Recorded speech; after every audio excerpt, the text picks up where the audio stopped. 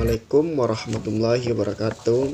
Perkenalkan, nama saya Dasri Hidayat, NIM 321911, jurusan Ekonomi Islam. Baik, saya akan menjelaskan tentang pengertian ekonomi syariah. Ekonomi adalah suatu aktivitas yang tidak bisa dipisahkan dalam kehidupan manusia. Di dalam Islam telah banyak ayat-ayat Al-Quran yang menjelaskan tentang ekonomi. Rasulullah SAW telah menjelaskan atau mencontohkan secara langsung bagaimana ekonomi syariah sesuai dengan ajaran Islam. Ekonomi yang dijalankan sesuai ajaran Islam disebut dengan ekonomi syariah. Ekonomi syariah adalah suatu cabang ilmu ekonomi yang berupaya menganalisis, menyelesaikan permasalahan yang tengah terjadi sesuai dengan syariat Islam. Sekian, terima kasih. Wassalamualaikum warahmatullahi wabarakatuh. Assalamualaikum warahmatullahi wabarakatuh. Baiklah, saya Yulianingsi dengan NIM 3219111 akan melanjutkan penjelasan materi yang kedua, yaitu tentang kerangka teori ekonomi mikro syariah. Teori ekonomi mikro merupakan cabang dari ilmu ekonomi yang membahas tentang perilaku konsumen dan perusahaan serta penentuan harga pasar, kuantitas faktor input barang dan jasa yang diperjualbelikan. Oleh karena itu, ekonomi mikro mempengaruhi permintaan dan penawaran terhadap barang dan jasa yang diperjualbelikan.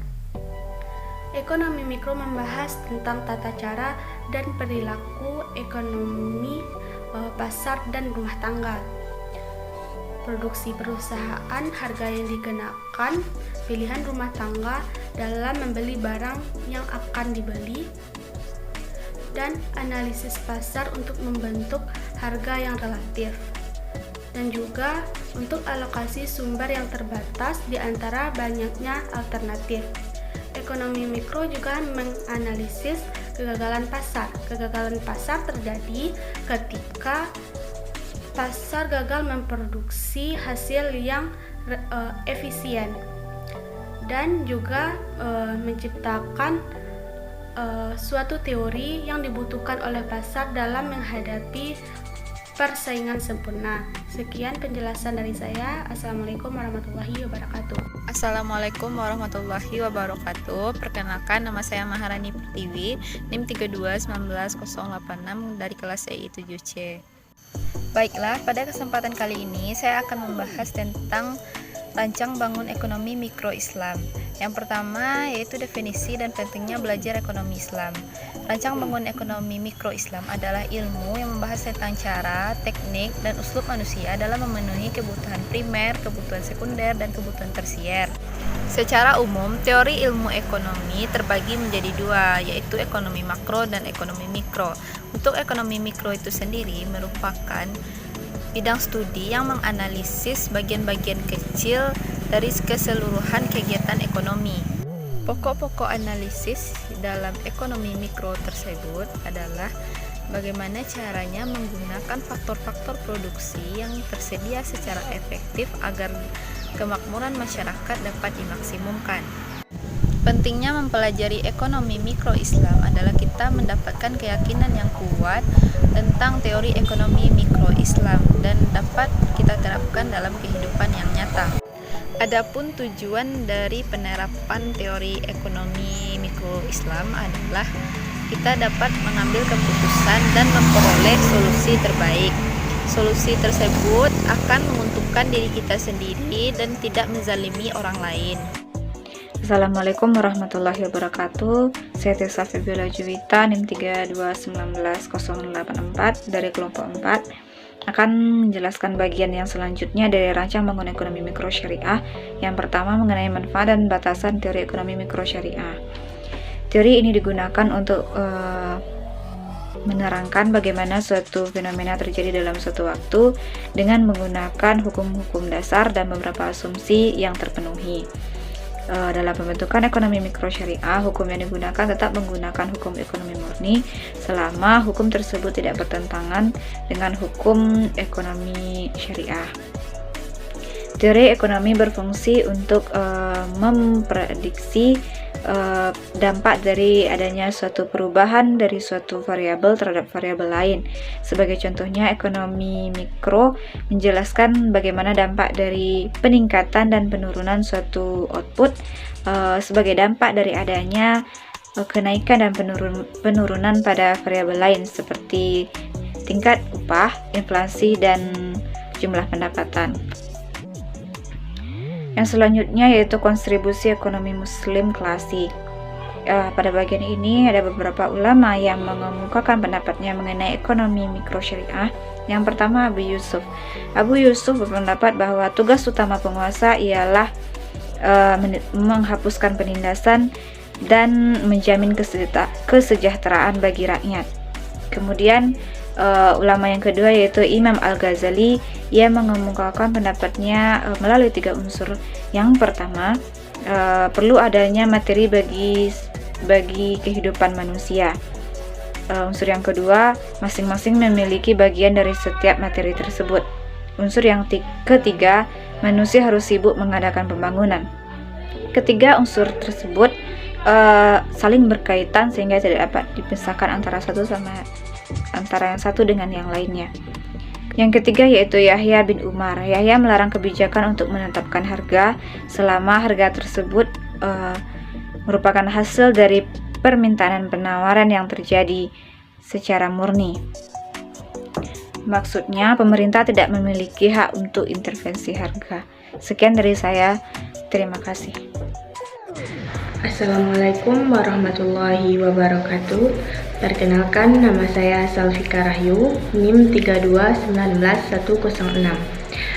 Baiklah, saya akan melanjutkan materi yang terakhir, yaitu tentang pelaku ekonomi mikro Islam. Pelaku ekonomi adalah individu-individu atau lembaga-lembaga yang terlibat dalam proses kegiatan ekonomi, baik produksi, distribusi, maupun konsumsi. Dalam ekonomi mikro, pelaku ekonomi dapat digolongkan menjadi 3 bagian, yaitu yang pertama, rumah tangga keluarga atau rumah tangga konsumsi. Rumah tangga keluarga merupakan pelaku kegiatan ekonomi yang menyediakan faktor-faktor produksi kepada pelaku kegiatan ekonomi lainnya.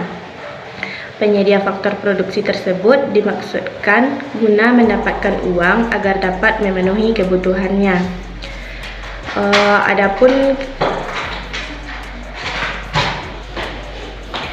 Adapun cara yang dilakukan agar uang tersebut diperoleh adalah sebagai berikut. Yang pertama yaitu menawarkan tanah atau alam yang dimiliki kepada pihak lain untuk menerima balas jasa yang disebut dengan sewa.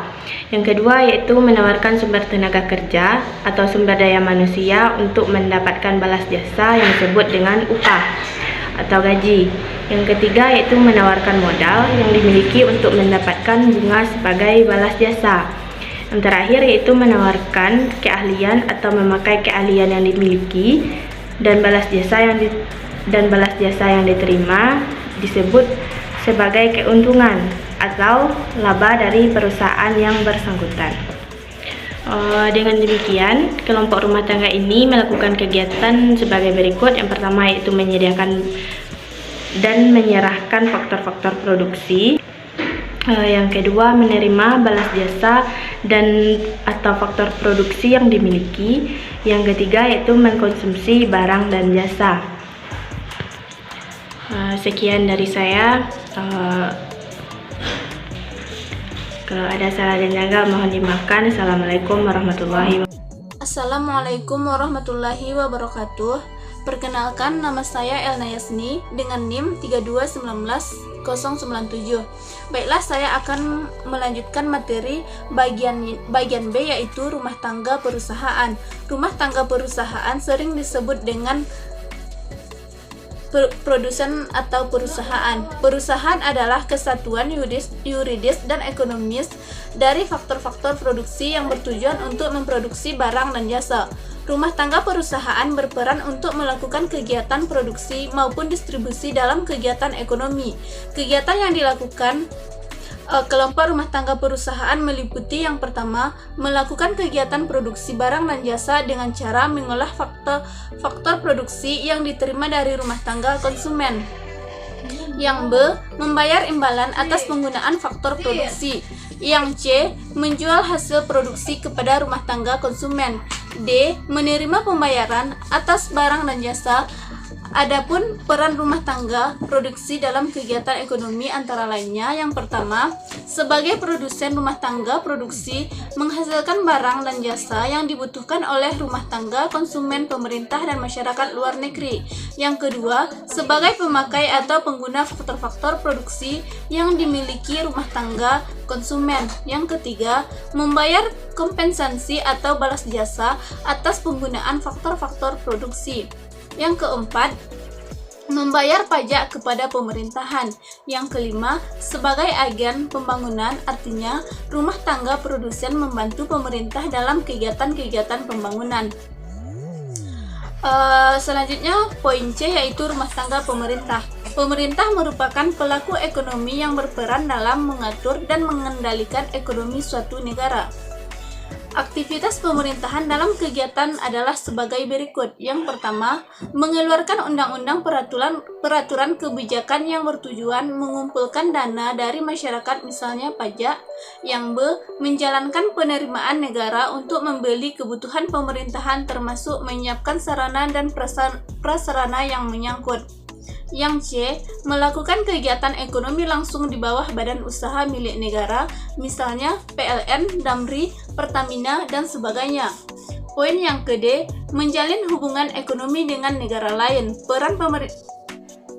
Adapun peran pemerintah atau negara yaitu mengatur perekonomian untuk menjaga kestabilan ekonomi dengan membuat undang-undang dan peraturan, melakukan pengawasan, menetapkan kebijakan fiskal dan moneter.